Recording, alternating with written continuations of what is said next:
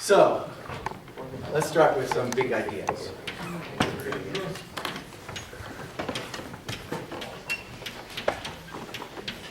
Charge exists. All right? I actually had a question.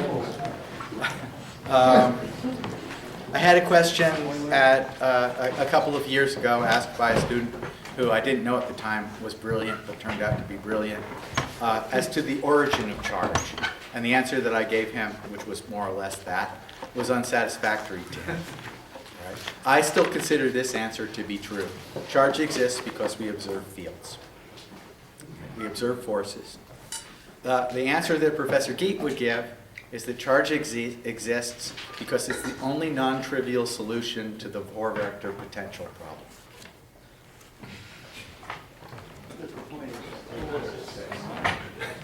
But I like mine, which is because we see field, there must be something there.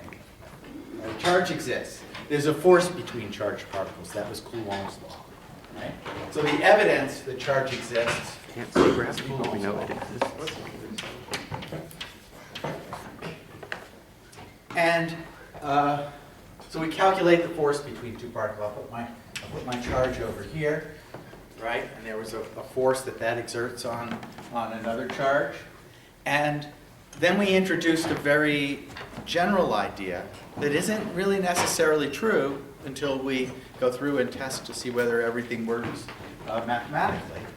And that is, and there's an awful lot more to go. There are a lot of subtleties here. And that is that we can, with this charge, associate the charge does something to the space that surrounds it that gives rise to the force that exists between two charged particles. And that thing that the charge does to the space is to introduce that thing that we call the electric field. And then the force on a charged particle is equal to the magnitude of the charge, defined in suitable units, times that electric field. And Coulomb's law then tells us what the strength of the electric field is. The electric field's a vector field because force has got direction. When we put in Coulomb's law, and we don't even need Coulomb's law. We write down that law right there. Force equals QE.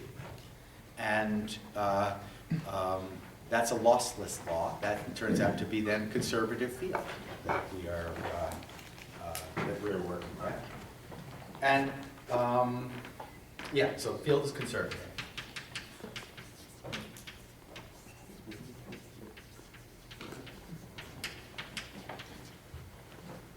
Which we talked about last time around means that the curl of the field is 0. And the field can be expressed, because we're doing that, we can figure out what the work is. The field can be expressed as the gradient of a scalar field. In order to make the work and the potential energy and everything work out, we put a minus sign in there.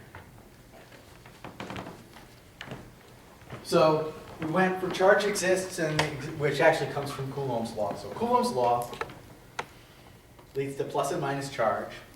Charge exists. Forces, the force law looks like 1 over r squared force law.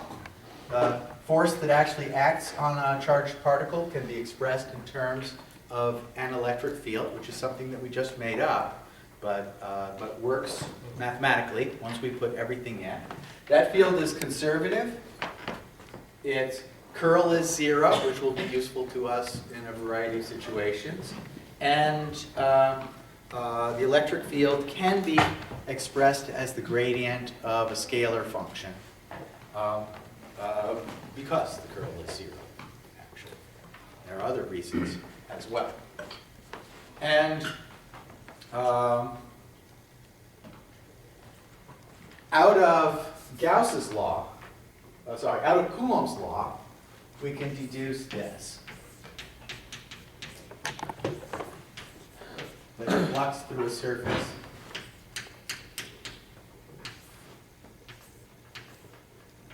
integral over the volume enclosed by that surface.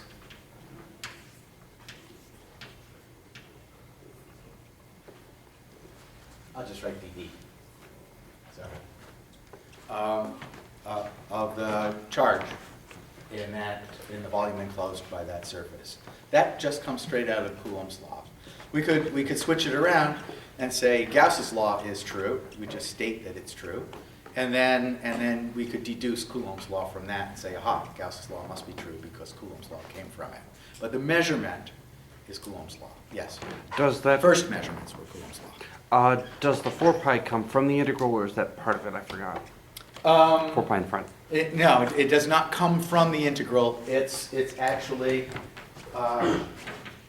4 pi q. And the way that you could think about that is that you're going to, if you have a spherical surface, spherical symmetry on this side, no, I take it back. It doesn't even matter. If you have a source of charge and you integrate over the solid angle surrounding that charge, the solid angle surrounding that charge is 4 pi. So if we want, I'll tell you where the 4 pi really comes from. We want the electric field due to a point charge to be equal to Q over R squared R. We want that, okay? Because we want 1 in there, then that forces the 4 pi to come out of hiding over here, because the field is just that. Now I got 4 pi over here that I got to deal with, and I need the charges to work out, so I have to have a 4 pi over there. So the 4 pi comes out of this, structuring it this way, writing charge in electrostatic units and distance in centimeters. Because you do get like a 2 pi or something from taking that integral, don't you? When you actually do this integral, Yeah. you're going to get another 4 pi. Okay? But what's going to happen is this 4 pi is going to cancel out with that 4 pi, and then that 4 pi over there is related to the volume. Okay. And it will still be there. Okay, so that is not the 4 pi you get from the integral. Right. Right. Okay, so there's 2 of them. There's 2 Clears- of them.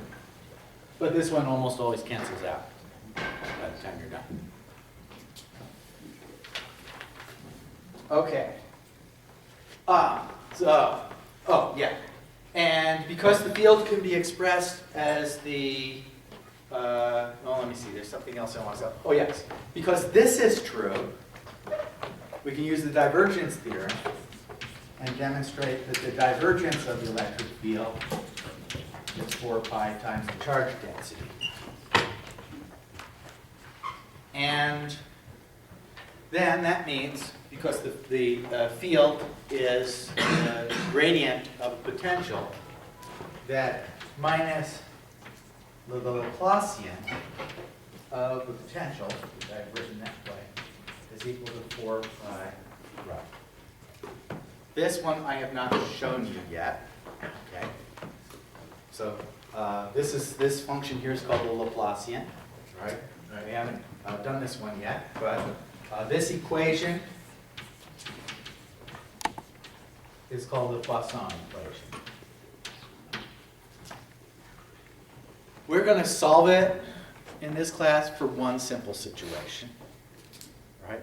We're going to have our hands full, our minds full, solving a much simpler equation, which is this one.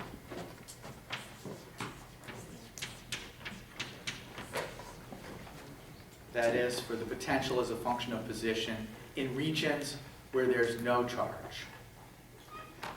And this is called Laplace's equation.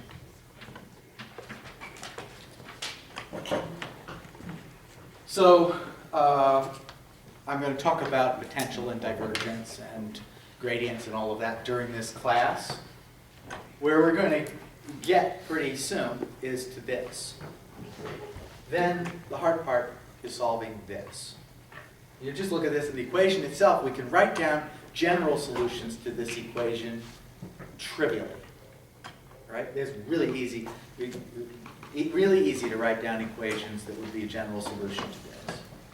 The hard part is matching the boundary conditions to our problem, right? There'll be a variety of types of boundary conditions, but they'll involve either specifying the potential over some set of surfaces, or specifying the electric field, that is the gradient of the potential at some set of surfaces.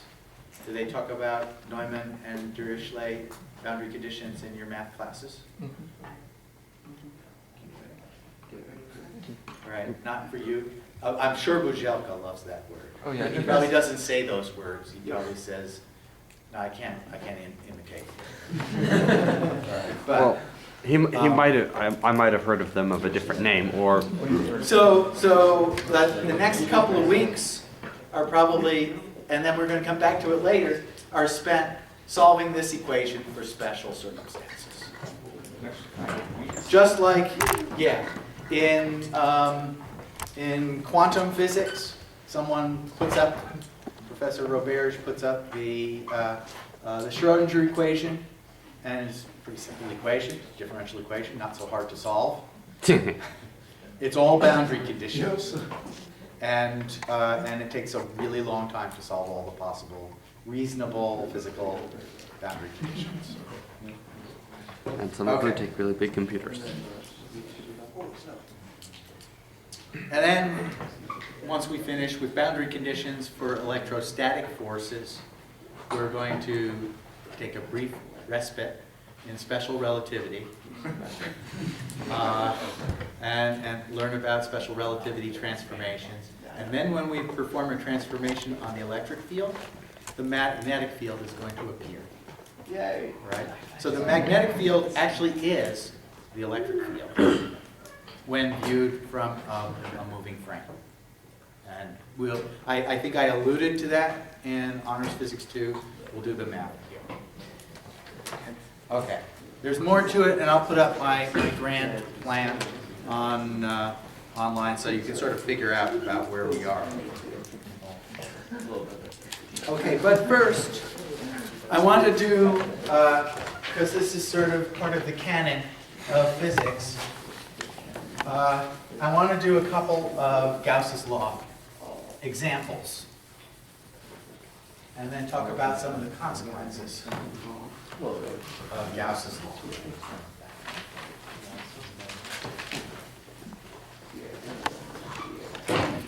Do I want to do that first?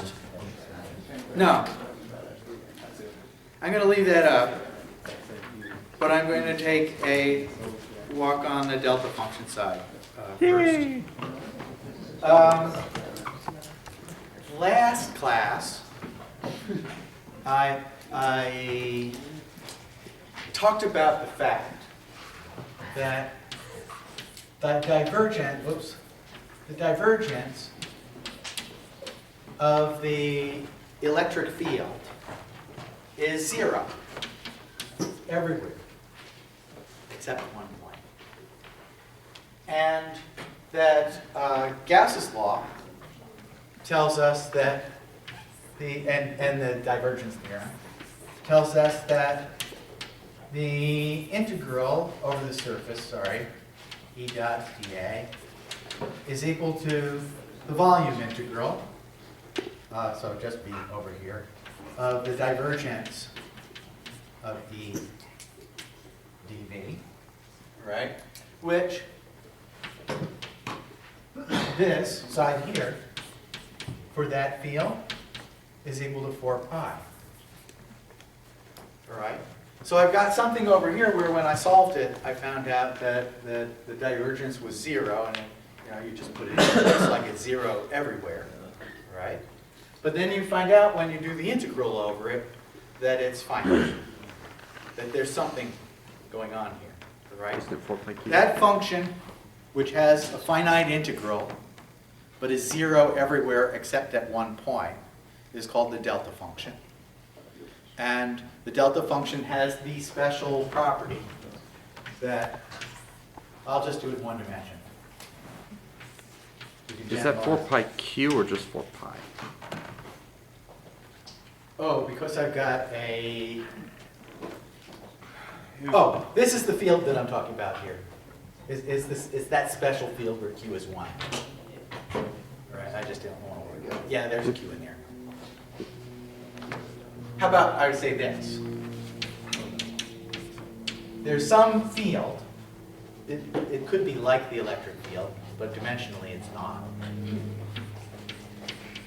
which is equal to that. And when I take the divergence and the surface integrals and all that of that field, then I just get 4 points. Okay?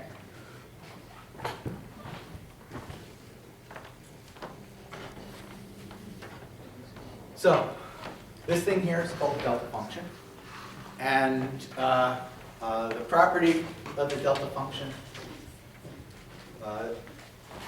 one of the properties of the delta function is part of its definition, is that it's normalized so that the integral of the delta function over, as long as the point at which the delta function is not 0, occurs within the region of the integral.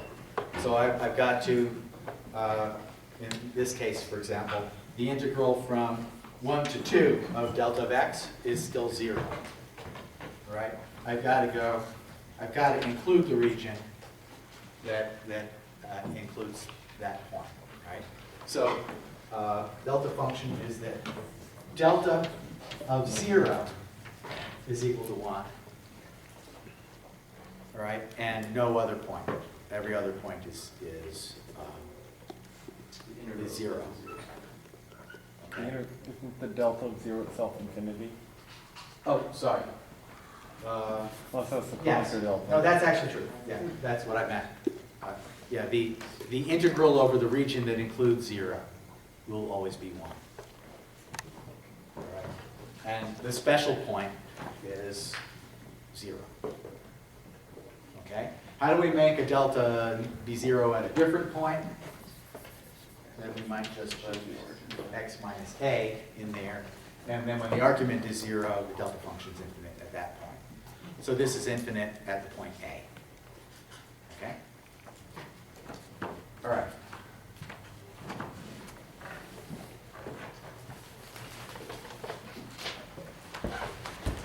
So, what are some of the properties, useful properties of the delta function?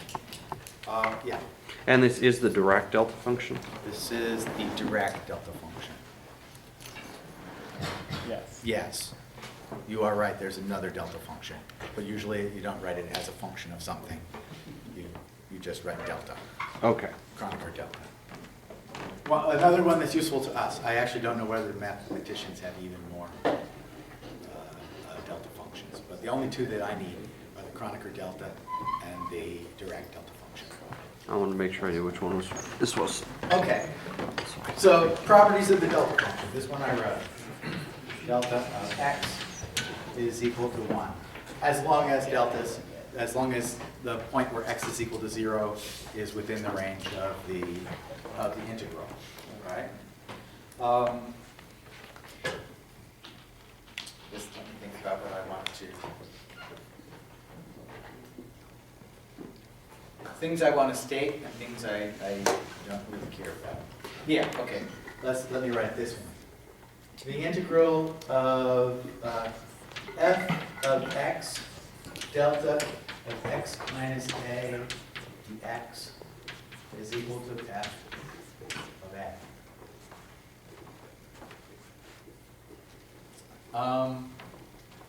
If I start with this and then start doing integration by parts, I can take derivatives in one direction or the other.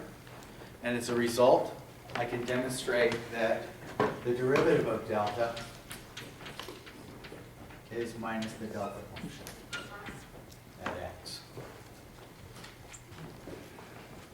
That delta of a times x is 1 over a. Delta at x. And that integration by parts also allows us to know that the integral of f of x, the nth derivative of delta, take as many as I like. I just keep stepping through the integration by parts, so this is just a generalization of that, is equal to -1 to the n times the nth derivative. Oops. Let's do that. Generalize it a little bit more. What else do I need to tell you? I'll save the rest for, oh, I've written it down, and that'll be available in your notes. So there's lots of things that we know about and can use about the delta function, but we're not going to use much more than these facts about the delta functions as far as the properties are concerned. But there are several ways of representing the delta function that can be useful to us.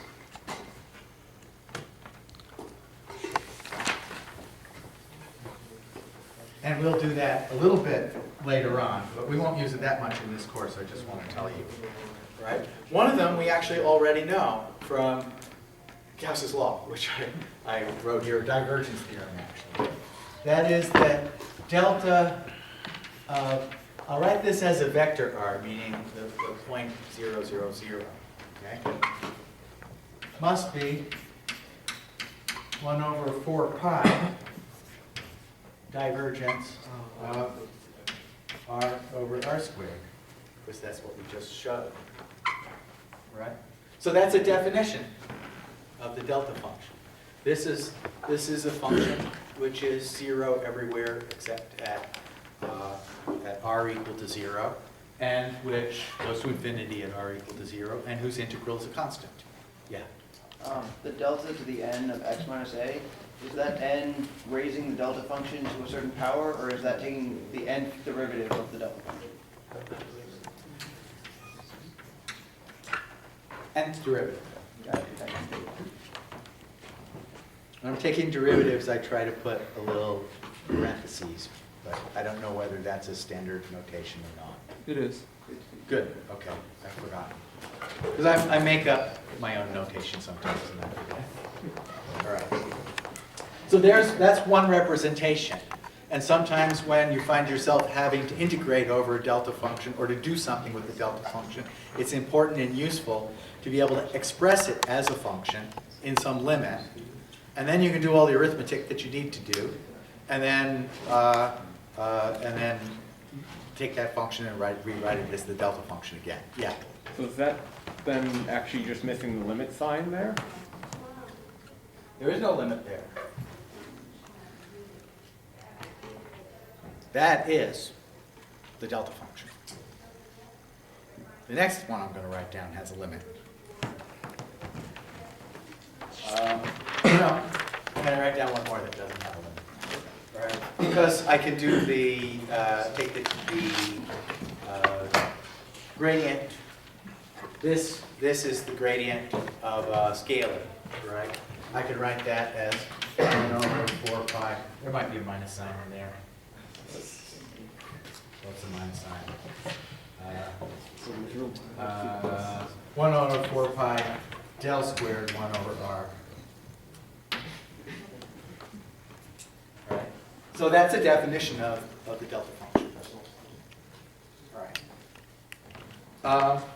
Now, some limits, definitions, useful forms.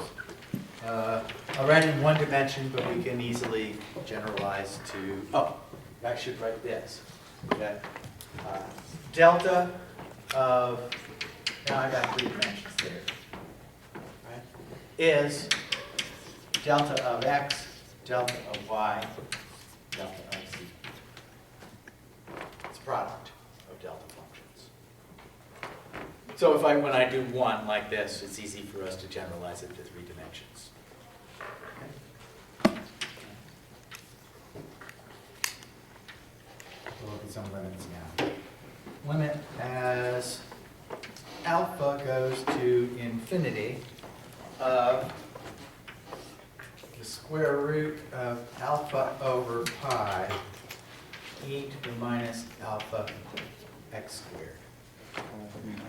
You go through all of that, you know, you test all these things that we said about the delta function, that is true of this function. In the limit as alpha goes to infinity, the thing becomes infinitesimal. And infinitely small. So this is a Gaussian representation. When you need, that's what you put in as your delta function, or vice versa. Another representation is in the limit, oops, as, I probably shouldn't use alpha. Beta goes to infinity. Oh, since it goes to infinity, I can use it. Let me think about this for a second. Yeah.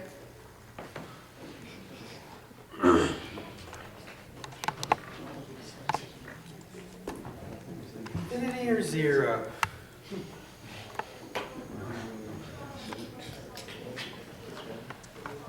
You tell me.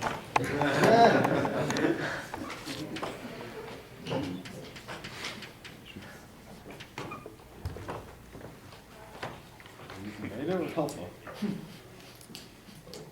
I need you to go to infinity at 0. As x goes to 0. And Yeah, that's true. is this okay with you? That's true. Okay, good. I know the name for this one. I use it a lot. But I don't worry about the limit. That's the Lorentzian version of the delta function. And then there's something, if you've taken quantum physics, you already know this, I think. But it might not have been written out explicitly for you. And that is, but there's a nice, this is not so much definition as the way in which you can, oh no, it's a definition, I take it back. Delta of x is equal to 1 over 2 pi integral from minus infinity to infinity e to the minus, there's an I in there, I think. It's got to be, I can't see it. E to the I k x dk. Yes. Is that just the Fourier transform of And that is the Fourier transform representation. And in optics, we also saw that in optics. Yes. In physics, Oh, this is the thing you're going to use most frequently of all. It's used in X-ray diffraction, materials science, electron transport in solids. Everything ends up reducing to expressing an electron wave function or the wave of an optical wave, electromagnetic wave, as a wave with a particular wavelength. And then you do all your work on that wavelength. And then after you're done, you work on the distribution of wavelengths. So yeah, the Fourier transform is actually, when people ask me what advantage physicists have over, let's say, material scientists when they go to work as graduate material scientists, undergraduate material scientists versus undergraduate physics majors, I usually say that physicists are comfortable with the Fourier transform, and anyone who does electron diffraction or X-ray diffraction, they need people who are comfortable with the Fourier transform. So that's one. This is the tool that actually makes you more useful to people outside of your field. Okay, let's take 5 minutes God now, bless. and then we'll go into new topics.